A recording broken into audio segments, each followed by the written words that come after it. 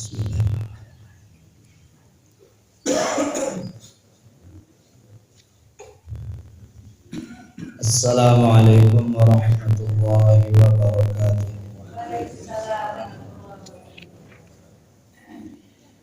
Innal hamdalillah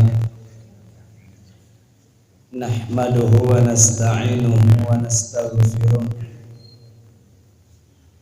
wa na'udzu billahi min shururi anfusina wa min sayyiati a'malina.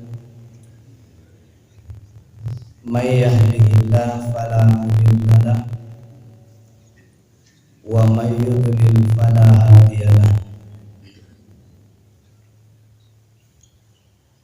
Asyhadu an la ilaha illallah wahdahu la syarika lahu wa asyhadu anna Muhammadan 'abduhu wa rasuluh. Allahumma shalli ala Muhammad wa ala alihi wa ashabihi wa mawala. Usikum wa nafsi bitaqwallah faqad fazal muttaqun. Ati'u biqaulihi ta'ala ya ayyuhalladzina amanu taqullaha haqqa tuqatih wa la tamutunna illa wa antum muslimun.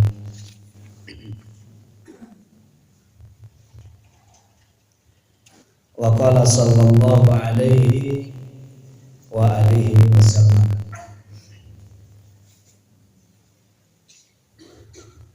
innamal a'malu binniyat wa innama likulli imri'in ma nawa.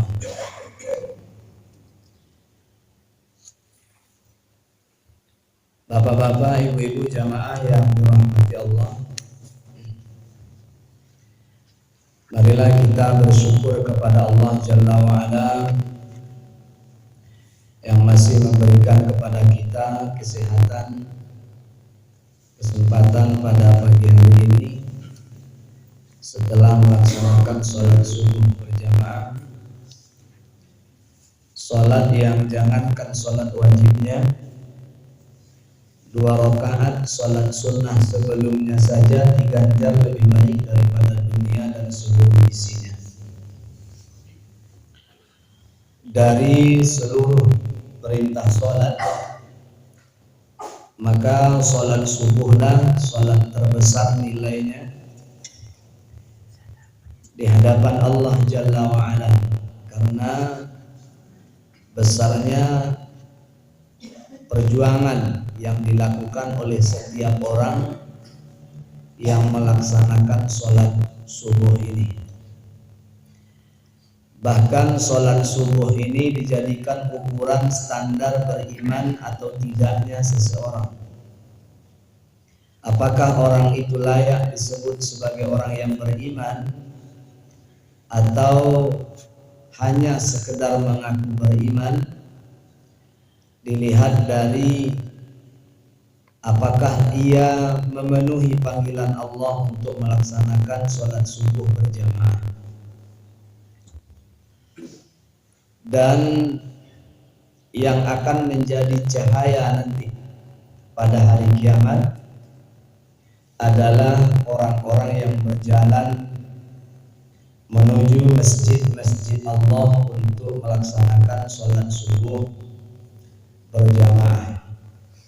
Orang yang mengingkari, apalagi yang membiasakan melalaikan sholat subuh ini, oleh Allah dan Rasulnya dipandang sebagai seorang munafik. Na'udzubillahi min dzalik. Setiap langkah yang kita langkahkan itu di hadapan Allah Subhanahu wa ta'ala diberi ganjaran pahala, dan setiap zikir yang kita ucapkan menghapuskan dosa-dosa. Bahkan Nabi Shallallahu Alaihi Wasallam bersabda mengenai zikir yang diucapkan oleh orang yang sholat subuh itu, Siapa yang beristighfar kepada Allah 3 kali sebelum iqamah subuh dikumandangkan. Jadi antara azan dan iqamah itu kan ada amalan. Yang pertama sholawat ya. Yang pertama sholawat. Kata Nabi, siapa yang bersolawat kepadaku selepas azan itu, siapa yang mendengar suara azan kemudian selepas azan itu dia bersolawat kepadaku, kata Nabi, Allah ampuni dosanya walaupun dosa itu sama banyak dengan buih di laut. Jadi setelah azan itu kita membaca la ilaha illallah. Kita jawab la ilaha illallah. Kemudian Allahumma shalli ala Muhammad wa ala ali Muhammad. Kemudian ia berwasilah, Allahumma rabb hadhihi da'wati tammah wassalatil qa'imah sampai dengan selesai. Wajabat lahu syafaati. Orang ini nanti berhak mendapatkan syafaat dari Nabi sallallahu alaihi wasallam. Setelah itu baru sholat sunnah yang disebut dengan sholat sunnah fajar atau qabliyah subuh, sama saja. Cuma penamaannya yang macam-macam. Ada yang menyebutnya sebagai qabliyah subuh dan ada yang menyebutnya sebagai sunnah fajar. Keduanya sama saja. Apakah diniatkan sholat sunnah fajar itulah qabliyah subuh, apakah diniatkan qabliyah subuh itulah fajar, sama saja. Selepas ia mengerjakan sholat sunnah fajar itu, ia beristighfar kepada Allah 3 kali.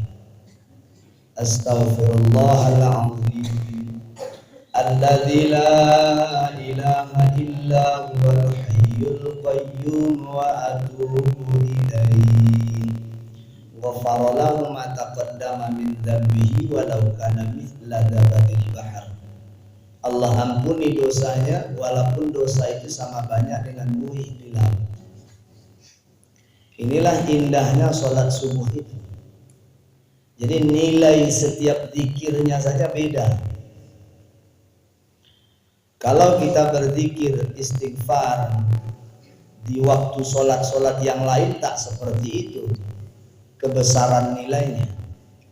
Tapi ketika hendak sholat subuh itu beristighfar 3 kali sebagaimana yang Allah firmankan di dalam Al-Quran surah Ali Imran, as-sabirina was-sadiqina wal-qanitina wal-munfiqina wal-mustaghfirina bil ashar. Termasuk salah satu keistimewaan waktu sahur itu adalah beristighfar. Sekurang-kurangnya 3 kali itu. Jadi jangan abaikan istighfar yang walaupun nampaknya kecil, sederhana, tapi nilainya luar biasa. Bapak Ibu, Allah Ta'ala itu membalas setiap kebaikan hamba ini memang kadangkala tidak seimbang dengan amalan yang dilakukan oleh hamba itu. Ketika Allah Subhanahu wa Ta'ala menenggelamkan Fir'aun, wa idh faraqna bikumul bahra fa'anjaynahum min ali fir'aun. Ketika Allah Subhanahu wa Ta'ala membelah lautan. Jadi yang membelah lautan itu bukan Musa, tapi yang membelah lautan itu Allah. Namun Allah perintahkan kepada Musa untuk mengayunkan tongkatnya supaya menjadi penggugah bagi hati orang-orang yang melihatnya. Begitulah Allah memberikan pertolongan kepada nabinya yang bernama Musa alaihissalam, sehingga disebutlah bahwa salah satu mubisurahnya Musa atau mukjizatnya Musa itu adalah tongkatnya bisa menjadi alat pembelah lautan. Yang membelahnya siapa? Allah. Sama dengan Isa al-Masih alaihi salam, ketika dia berkata, anni akhluqu lakum minat tini kahayati tayr fa anfukhu fihi fayakunu tayran biidnillah. Sesungguhnya aku, kata Isa, telah membuat dari tanah itu gumpalan-gumpalan, kemudian ditiup, lalu jadilah ia seekor burung dengan izin Allah. Jadi Isa hanya menggenggam tanah, kemudian ia tiup, yang menjadikan burung Allah. Wa ubrihul akmaha wal abrasa wa uhyil mauta biidznillah. Aku juga bisa mengobati penyakit kusta, orang yang buta sejak dari lahir, serta menghidupkan orang yang sudah mati biidznillah. Isa tidak lupa menyebut biidznillah, dengan izin Allah. Jadi nampaknya memang Musa yang menghidupkan, tetapi hakikatnya adalah Allah. Isa hanya memanggil saja. Kata Isa, ya Sam, wahai Sam. Yang dihidupkan oleh Nabi Isa itu kan Sam bin Nuh. Sam putranya Nabi Nuh, yang sudah lebih dulu meninggal selama 5.000 tahun. Kemudian selepas Isa sholat, dia panggil Sam bin Nuh ini. Sam bin Nuh, bangkitlah. Bangkit Sam bin Nuh dari kuburnya. Kemudian hidup layaknya manusia seperti kita. Ditanya oleh Isa, siapa kamu? Sam bin Nuh. Sudah berapa lama di sini? Kurang lebih 5.000 tahun. Kamu dulu meninggalnya tidak ubanan. Sekarang kenapa beruban kepalamu sebelah? Katanya, aku mendengar panggilanmu ini seolah-olah mendengar panggilan berkumpul pada hari kiamat. Saking takutnya aku sampai memutih sebahagian daripada kepalamu. Rasul sallallahu alaihi wasallam bersabda bahwa salah satu yang menyebabkan seseorang itu beruban adalah karena faktor banyaknya ia berfikir. Kata Rasul sallallahu alaihi wasallam, ketika beliau memikirkan tentang surah An-Nahl sampai beruban kepala beliau, bertambah uban Nabi sallallahu alaihi wasallam. Saking beratnya beliau memikirkan kandungan surah An-Nahl. Nah, Bapak dan Ibu hamba Allah yang berbahagia, ubanan itu adalah salah satu ciri dari nasihat Allah sebenarnya, ataupun SMS-nya Allah Ta'ala kepada kita, bahwa Israel itu sudah mengirim pesan. Jadi WA-nya Israel itu uban. Jadi kalau sudah beruban kepala, jenggot, kumis, itu Israel telah mengirim WA, Pak, tidak lama lagi Anda akan dijemput. Itu WA grupnya Israel, itu uban itu. Makanya Nabi mengharamkan orang menghilangkan, mencabut uban. Yang pertama, nggak boleh dicabut ubannya. Kemudian mewarnainya dengan warna putih, dengan warna hitam tidak boleh. Tapi kalau dengan warna yang lain Rasulullah perbolehkan.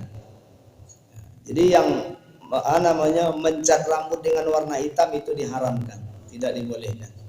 Tapi kalau nak kuning-kuning lain tidak ada. Serius, tidak main-main. Kalau hitam tidak boleh, haram hukumnya. Tapi kalau mau yang lain lah, pokoknya selain daripada hitam itu boleh. Kadang-kadang anak muda sangit bonanya nak putih rambutnya. Pada kita lala putih alami malah takut pula. Hamba Allah yang berbahagia Bapak dan Ibu, jadi ketika Musa diselamatkan oleh Allah Subhanahu wa Ta'ala dengan terbelahnya laut, ditenggelamkan Fir'aun.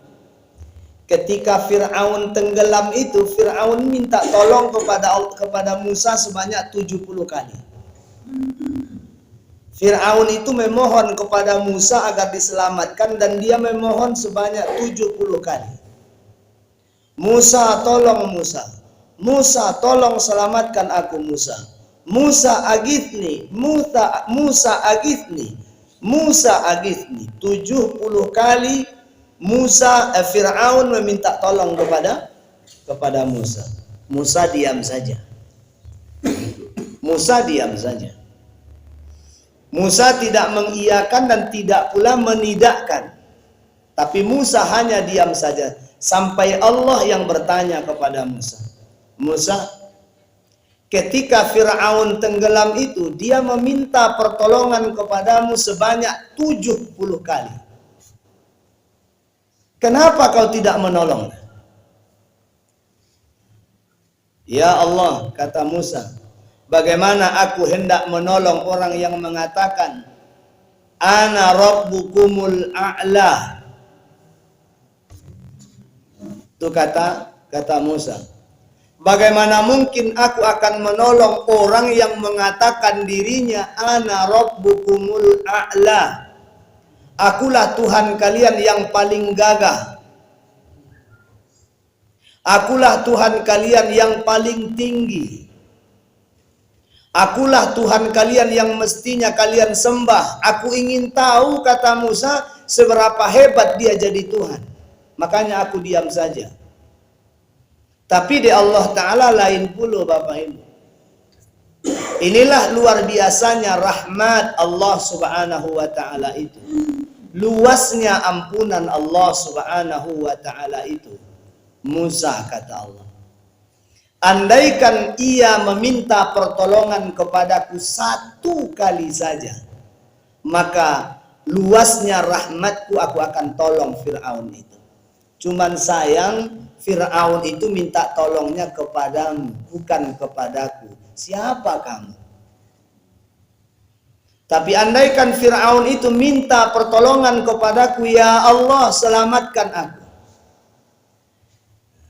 Ya Allah, atubu ilaika. Aku taubat kepadamu. Sekali jadilah, kata Allah Ta'ala. Aku selamatkan Fir'aun. Cukup sekali saja. Padahal dosanya Fir'aun itu, na'udzubillahi min dzalik, ribuan orang yang sudah dibunuh oleh Fir'aun. Bukan ratusan, ribuan. Seluruh anak laki-laki yang lahir di masa Musa alaihissalam itu dibunuh. Yang selamatkan cuma anak yang lahir di masa Harun. Itu makanya Harun itu lahirnya dengan sukses, selamat, karena kebetulan tahun lahirnya Harun itu adalah tahun anak laki-laki dibolehkan hidup. Kan orang-orang Bani Israel itu protes kepada Fir'aun. Orang-orang Mesir, orang-orang Kipti itu protes kepada Fir'aun. Apa kata mereka? Kalau seluruh anak laki-laki kau bunuhi, siapa yang akan menjadi pewaris kita nanti, wahai Tuan Fir'aun? Maka berdasarkan nasihatnya Haman, kata Haman, begini saja tuanku, kita buat saja 1 tahun anak yang lahir dibunuh, 1 tahun berikutnya anak yang lahir dibiarkan. Nah, Harun ini lahirnya di tahun di mana anak laki-laki bebas hidup. Sementara Musa, makanya Musa itu dihanyutkan oleh ibunya di Sungai Nil, itu lahirnya di tahun di mana tahun itu adalah tahun setiap anak laki-laki yang lahir dibunuh. Sudah ribuan orang yang dibunuh oleh Fir'aun ini. Dosanya Fir'aun ini tidak tanggung-tanggung. Kedurhakaannya Fir'aun bukan main. Bahkan Fir'aun mengaku diri sebagai Tuhan. Tapi Allah katakan ketika dia tenggelam, dia minta tolongnya cuma kepada Musa saja. Sementara Musa tidak punya kuasa mendatangkan pertolongan, manfaat ataupun mudarat kepada makhluk lainnya. Andaikan ia minta pertolongan itu kepadaku, kata Allah, aku dengan rahmatku yang luas akan menolongnya. Jadi dari perjalanan Musa dan Fir'aun ini, Bapak dan Ibu, bisa kita simpulkan bahwa seberapa banyak sih dosa manusia itu? Apakah dosa manusia itu melebihi langit dan bumi ini? Seperti dosa penggali kubur yang memperkosa jenazah perempuan yang datang kepada Nabi, oleh Nabi diusir. Payang dari siko, kata Nabi, tidak ada maaf bagimu. Aku tidak akan memohonkan kepada Allah supaya engkau diampuni, dan orang sepertimu tak layak diampuni. Allah katakan, Muhammad, engkau tidak punya hak menentukan orang itu diampuni atau tidak. Anat tawwabur rahim. Hanya aku yang berhak menentukan orang itu ditaubati atau tidak. Jadi ketika seseorang itu memiliki dosa, kemudian ia datang kepadaku, kata Allah, luasnya rahmatku menghabiskan seluruh dosa-dosa hambaku itu, kalau hamba itu meminta ampun kepadaku. Kemudian dalam satu riwayat hadis yang sahih, Rasul sallallahu alaihi wasallam mengatakan, Allah Ta'ala berfirman, sekiranya di bumi ini tidak ada lagi manusia yang berbuat dosa. Itu kan rancak bona sebenarnya, Pak. Kalau dunia pun tidak ada orang ambil dosa.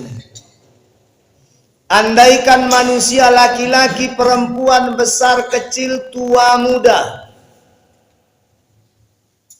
sejak dari ujung timur hingga ujung barat, selatan hingga utara, seluruh manusia yang hidup di bumi ini tak lagi ada yang berbuat dosa. Kata Allah, aku binasakan bumi.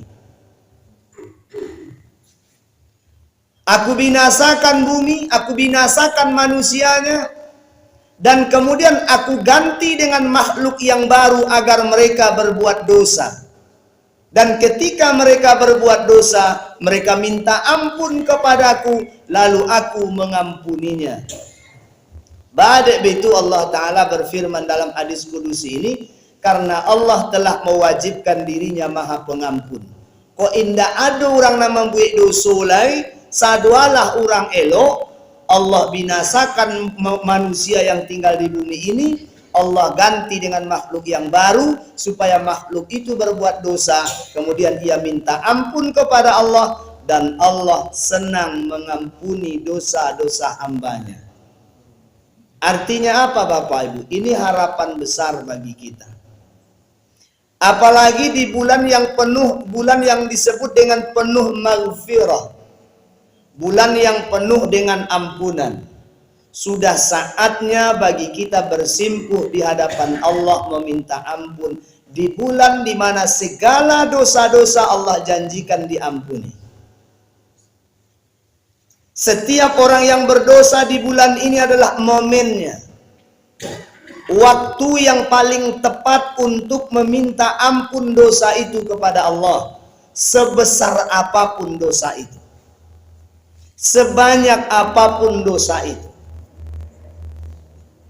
Andaikan dosa itu tidak dapat lagi dimuat oleh langit dan bumi ini, andaikan dosa itu tidak dapat ditimbang lagi oleh neraca timbangan, tapi jikalau hamba itu datang kepada Allah dan meminta ampun, Allah berkata, Anat tawwabur rahim.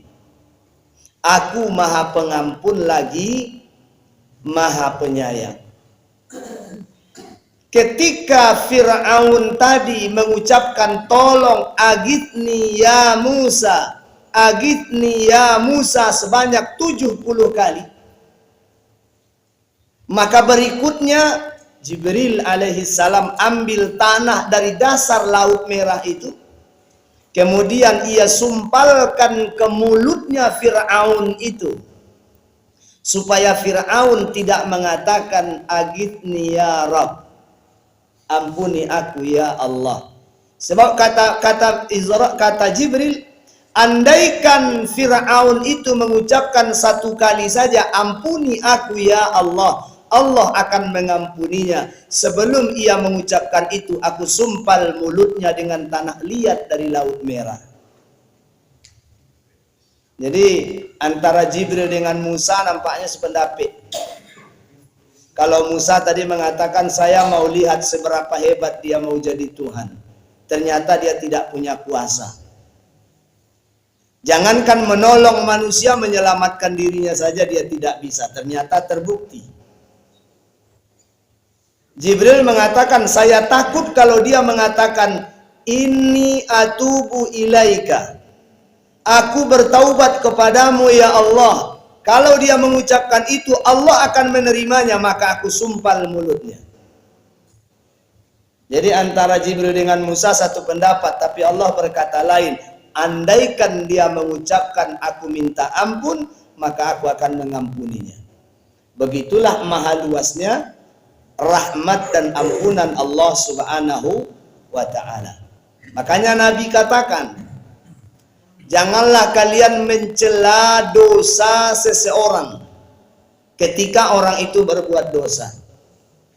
Siapa yang mencela dosa saudaranya, baik diketahui oleh saudaranya itu ataupun tidak, niscaya Allah akan buat ia melakukan dosa yang sama sebelum ia mati.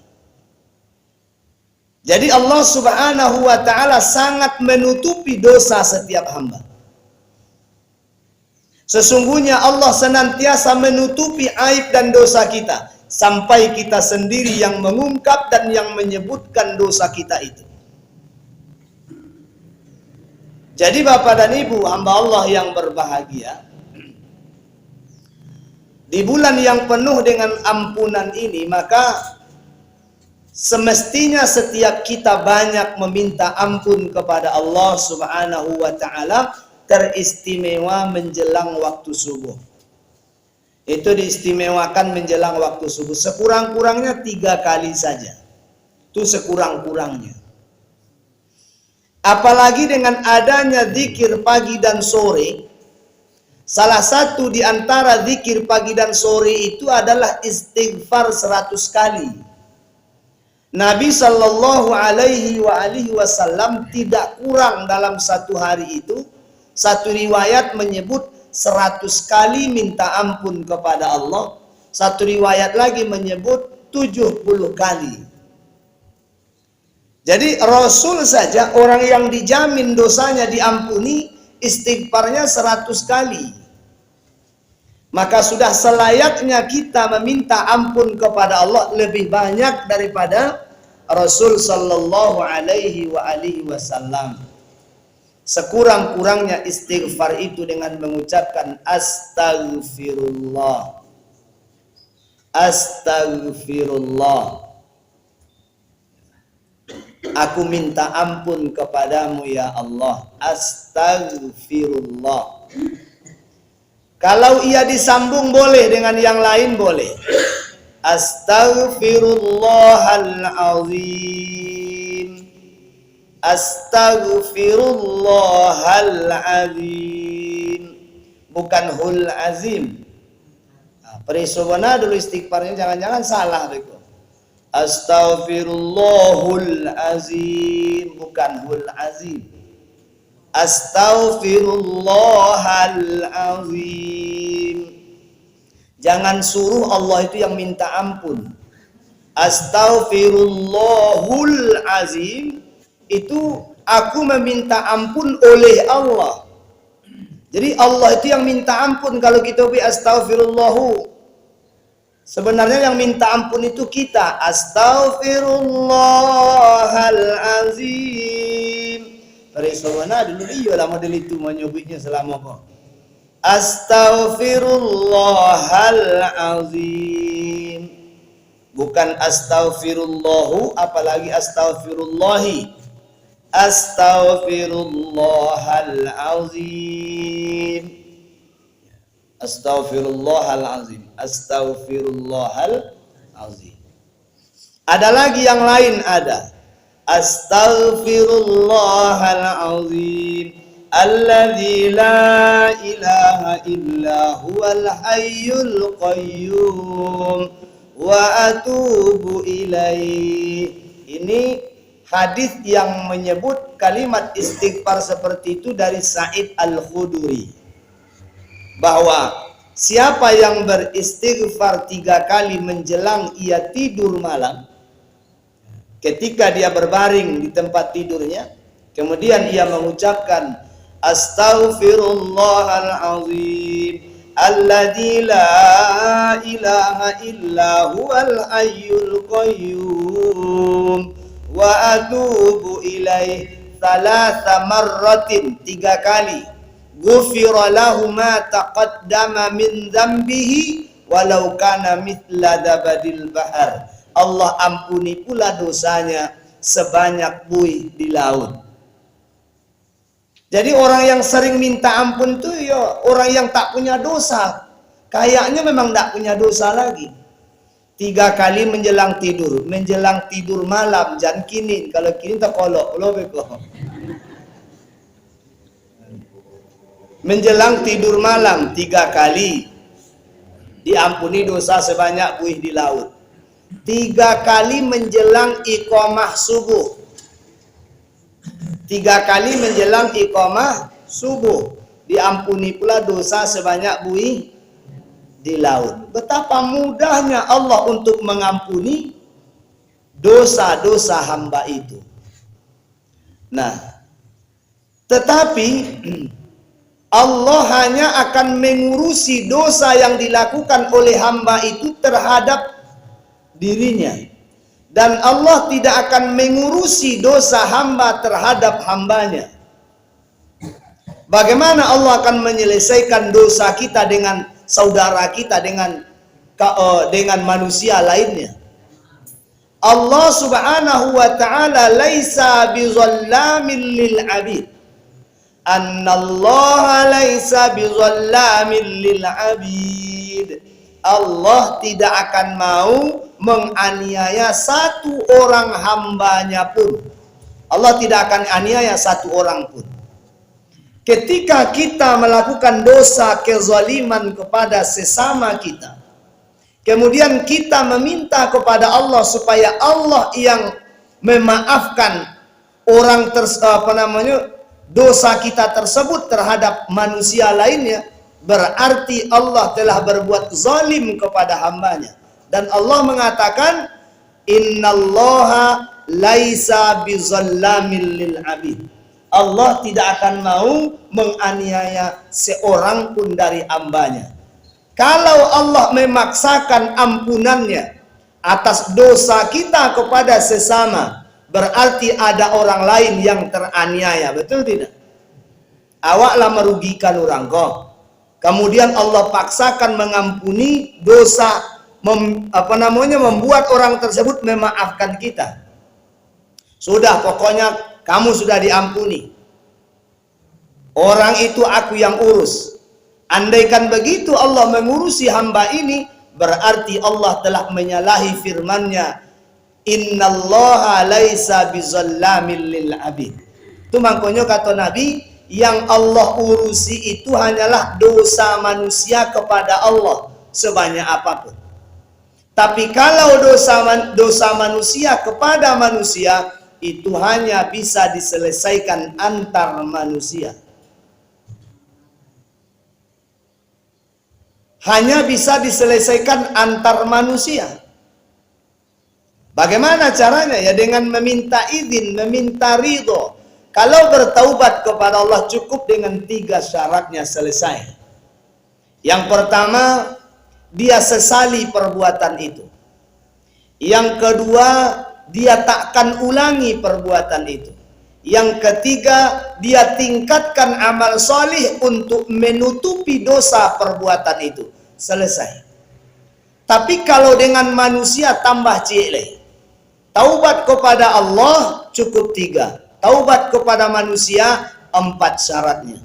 Yang pertama, nyatakan kalau kita yang melakukannya. Yang kedua, berjanjilah takkan lagi mengulanginya. Dan yang ketiga, berbuat baiklah kepadanya untuk melomba-lomba hatinya. Jangan nyobongi juga kawan. Dan kaumpe harus mengganti terkait kerugian yang ada. Tidak bisa aja maaf saja dulu kalau tidak diganti. Kalau nyo minta ganti, yo ganti. Kalau ternyata dia sudah maafkan, selesai, Pak. Tapi kalau ternyata dia minta ganti, yo ganti. Makanya sering saya sampaikan, dek kita hidupnya kadang, apalagi hidup bakampung, itu biasa ambil dulu minta izin kemudian belakangan tuh biasa di kampung-kampung.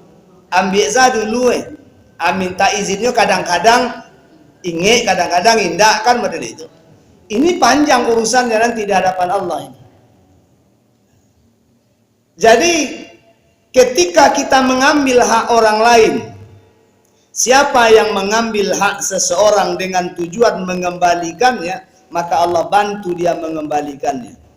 Tapi siapa yang meminjam kepada seseorang untuk niat tidak mengembalikan, maka Allah akan matikan ia sebagai pengkhianat. Dan ketika dia meninggal, jenazahnya itu tertulis sebagai pengkhianat. Ketika dia lewat langit, maka jenazahnya disebut pengkhianat. Ketika dia dilemparkan ke dasar bumi, jenazahnya disebut sebagai pengkhianat. Di dalam neraka nanti, dia dikumpulkan dengan orang-orang yang disebut sebagai pengkhianat. Jadi menyangkut hak manusia ini yang susah, Bapak Ibu. Bahkan Nabi tidak mau menyolati orang yang tidak menyelesaikan hak saudaranya. Ada orang yang mati berhutang, datang keluarganya kepada Nabi, "Ya Rasul, jenazah sudah siap disolatkan." Kata Nabi, "Solatkan sajalah." "Bada biti ya Rasulullah, saya tahu dia berhutang. Kalau begitu, saya tidak akan solati dia sampai ada yang menanggung jawabi utangnya." Padahal itu utang tuh bukan dicilok, utang. Rasulullah tidak akan mau menyolati orang yang mati berhutang sampai ada yang menanggung jawabi hutangnya tersebut. Sampai ada yang mewarisi hutang tersebut. Jadi kita jangan lomaknya menerima warisan harta saja, sementara hutang tidak kita terima warisannya. Kebanyakan orang hanya mau menerima warisan harta, warisan hutang tak mau terima.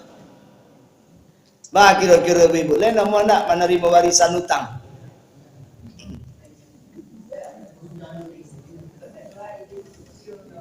Sedangkan warisan harta nanti tinggal kurang, apalagi pula lah kamu warisi hutang. Orang tua kita berhutang, semestinya yang mewarisi hutang itu anaknya. Semestinya. Kemenakan namanya. Kemenakan namanya. Kemenakan begitu ya. Mak mengatai mak akan menentang. Oh itu. Berarti elok kemenakannya itu. Jadi padahal sebelum harta waris itu dibagikan, Al-Quran surah An-Nisa, Allah subhanahu wa ta'ala jelaskan sebelum harta waris dibagikan, mestinya yang diselesaikan dulu hutang. Sebelum harta waris dibagi, andaikan harta warisan itu seluruhnya habis untuk membayar hutang, seandainya harta warisan itu seluruhnya dijual untuk membayar hutang, mestinya dilakukan. Dan yang melakukannya adalah orang yang berkuasa atas waris tersebut. Jadi kepala sukunya. Jadi kepala sukunya yang bertindak bahwa ini orang ini mati dalam keadaan berhutang. Sementara dia punya harta warisan yang banyak. Maka harta warisan ini harus dijual dulu sebelum dibagi-bagikan harta tersebut kepada anak-anaknya. Seandainya tidak ada lagi yang tersisa kecuali seluruhnya sudah dibayarkan kepada hutang, maka niscaya itu lebih wajib daripada membagi warisan itu untuk anak-anaknya. Sebab anaknya masih hidup dan anaknya masih bisa berusaha. Anaknya masih bisa bekerja. Sementara orang ini sudah mati dan dia tidak bisa lagi berusaha. Sementara hutang itu akan menjadi siksa baginya. Orang yang mati syahid, kata Rasul, masuk surga kecuali orang yang berhutang. Orang yang mati syahid saja tidak boleh masuk surga kalau masih punya hutang. Maka takutlah kalau tidak sempat mati, kalau mati sebelum sempat membayar hutang, takutlah. Maka dengan segala cara apapun mesti dilakukan asal hutang bisa terbayar. Nabi SAW mengatakan siapa yang berusaha untuk membayar hutangnya, dia bekerja, kemudian setelah itu dia bayarkan kepada hutangnya berapa yang ia mampu dulu. Ternyata sampai ia mati dia belum mampu juga menyelesaikannya, maka Allah yang akan menyelesaikannya. Tapi kalau orang ini punya harta warisan, maka min ba'di wasiyati yusi biha audain, sebelum harta itu diwariskan, dibagi-bagi oleh warisnya, maka hendaklah hutangnya dulu yang diselesaikan, sekalipun harus menghabiskan seluruh harta warisan itu dengan cara menjual agar terbayarkan terhadap hutang tersebut. Keterangan ini bisa dirujuk kepada Al-Quran surah An-Nisa sejak dari ayat yang ke-6 sampai ayat yang ke-11. Betapa pentingnya hutang itu diutamakan. Maaf, sampai ayat ke-13. Ya, sampai ayat ke-13.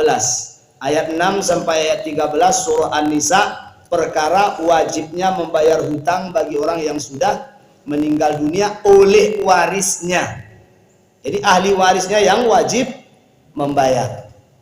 Dengan mana? Dengan cara apa? Dengan cara harta yang ditinggalkan oleh si mayit tadi.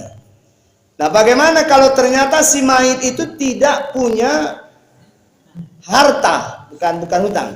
Bagaimana kalau si mayit itu ternyata tidak punya harta, sementara dia punya hutang? Maka hendaklah badan amil zakat yang bertanggung jawab menyelesaikan hutang orang yang mati ini. Makanya jangan segan menyebut diri berhutang kepada orang lain. Sebab kalau kita mati, orang tahu kita berhutang, mungkin ada amil zakat yang akan datang menutupinya. Cuman kadang-kadang awak malu pula, gengsi mengaku diri berhutang. Salah satu tujuan zakat itu apa Bapak Ibu? Al-Quran surah At-Taubah, Allah subhanahu wa ta'ala berfirman, innamas shadaqatu lil fuqara'i wal masakin. Sesungguhnya sedekah itu, arti sedekah di sini zakat, lil fuqara'i wal masakin.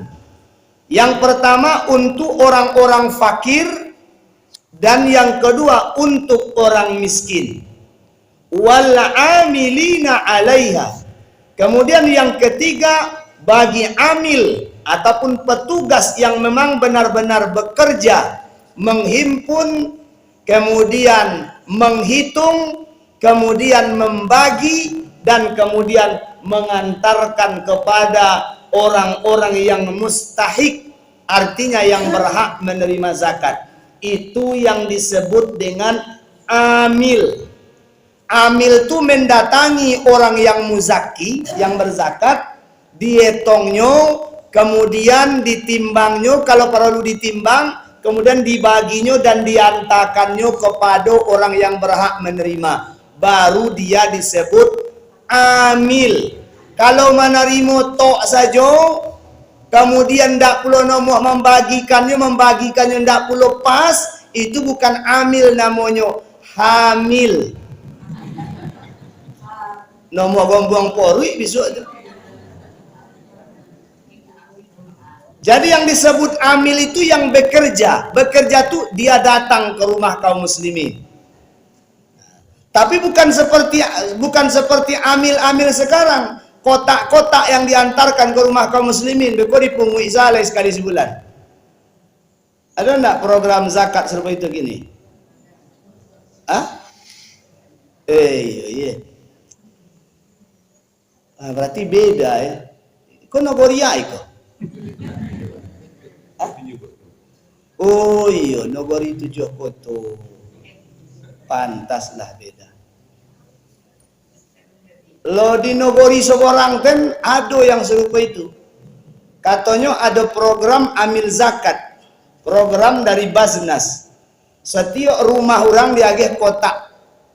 disuruh mengumpulkan zakat. Di mana orang kampung nggak punya zakat bagi tiap hari? Nah, ini namanya pembodohan. Ini sebenarnya tidak dibolehkan itu. Kenapa? Ini rawan terhadap kasus penggelapan nanti. Benar, rawan terhadap penggelapan. Kemudian syarat untuk berzakat belum cukup. Syarat berzakat itu apa tuh? Apa syaratnya berzakat? Maaf nih Bapak Ibu, pegawai negeri itu saja belum wajib berzakat tuh. Yang wajib berzakat BUMN, pegawai BUMN yang gajinya di atas 100 juta.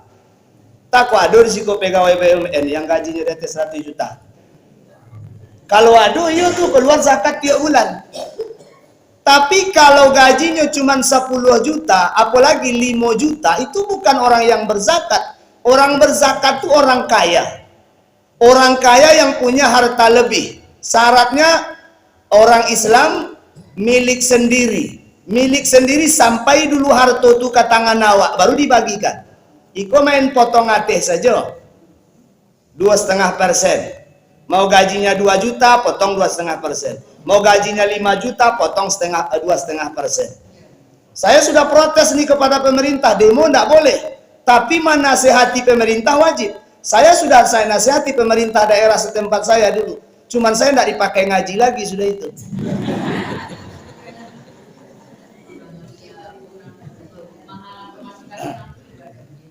Saya sempat berdebat dengan Baznas Kabupaten Pasaman dulu gara-gara zakat itu.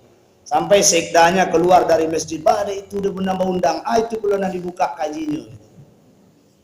Kemudian orang Basnas datang ke rumah meminta data. Data apa yang kalian minta katanya? Kalau kalian tidak tahu, belajar dong. Jangan tetapkan satu hukum sudah diterapkan baru kocar-kacir cari landasan hukumnya. Apa landasan hukum tuan-tuan meminta zakat kepada kaum muslimin? Wa atu haqqahu yauma hasadi, Al-Qur'an surat Taubah. Kata saya itu zakat padi, Pak.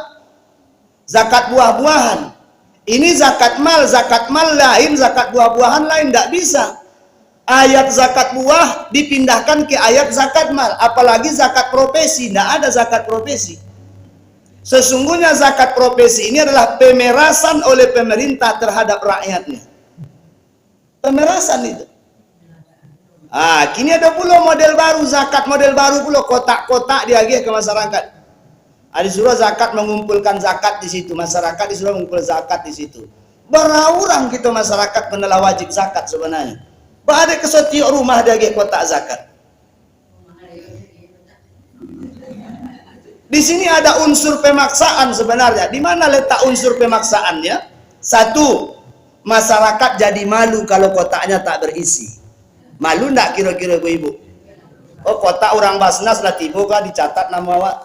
Aku kotak cik surang bu, tolong diasing-asinganmu, entah anak diasingan, entah sidokah, entah himpa, entah zakat, naubeh. Kalau nanti tahu-tahu orangnya datang menagih kotaknya, itu kan ada nama awak di situ tuh. Rumah si anu nyatonya kosong. Nah, memikirkan rumah si anu kosong saja, ke orang lah putai si kepala.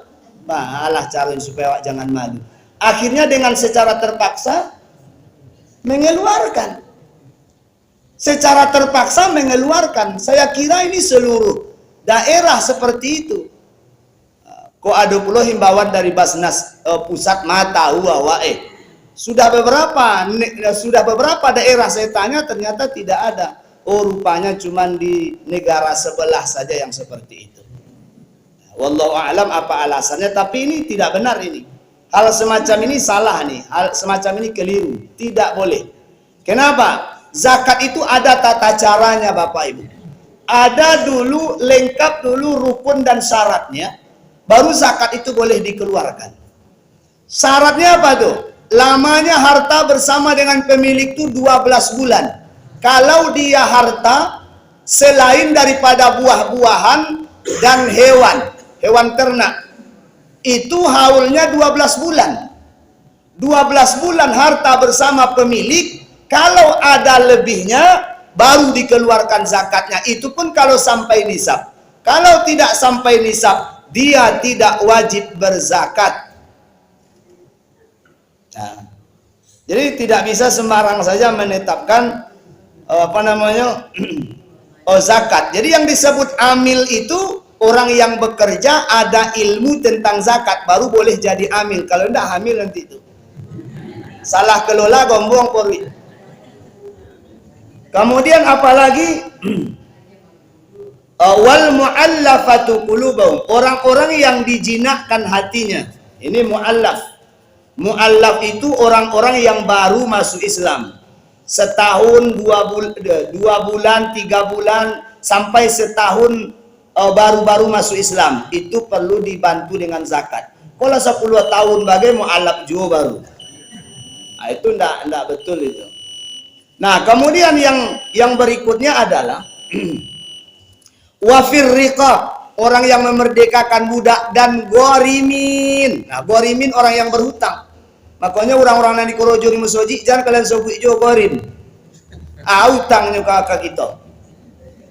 Jadi orang yang bekerja di masjid itu bukan gorim namanya, ustadz atau marbud. Kalau di Jakarta disebut orang marbud. Atau lebih baik disebut saja petugas masjid atau imam masjid atau bilal masjid, muazin masjid, petugas kebersihan masjid. Gorim jangan disobui. Utangnya ke kita, sehingga kita sobui, gorim urang nomor utang. Kamu ruak namanya itu, gorim urang nomor utang. Kamu tak suku itu, kamu kan pernah pula tinggal di musoji. Kamu sendiri yang menyobir orang, jangan kalian sobui aja dan gorim. Baitunya kenapa? Saya tidak berutang kepada bapak-bapak dan ibu-ibu. Jadi gorimin itu, orang yang berhutang itu ada haknya di zakat. Jadi makanya kalau memang punya hutang bapak ibu, jangan segan melaporkannya kepada amil zakat, sebab harta zakat itu adalah ada hak daripada orang yang berhutang. Nah, itu. Hak gorib ya Ustaz. Hak gorib boleh. Iya hak gorib, ya hak gorib. Jadi kalau sobi ijo gorib zakat kalian seorang kinyo satunya. Baik, semakin menarik sebenarnya kajian kita ini Bapak Ibu, tapi dibatasi oleh waktu ya. Waktu sholat suruh kita sudah masuk, maka kajian kita cukup sampai di gorim dulu. Subhanaka Allahumma wa bihamdik, asyhadu an la ilaha illa anta, astaghfiruka wa atubu ilaik. Billahi taufiq wal hidayah. Assalamualaikum warahmatullahi wabarakatuh.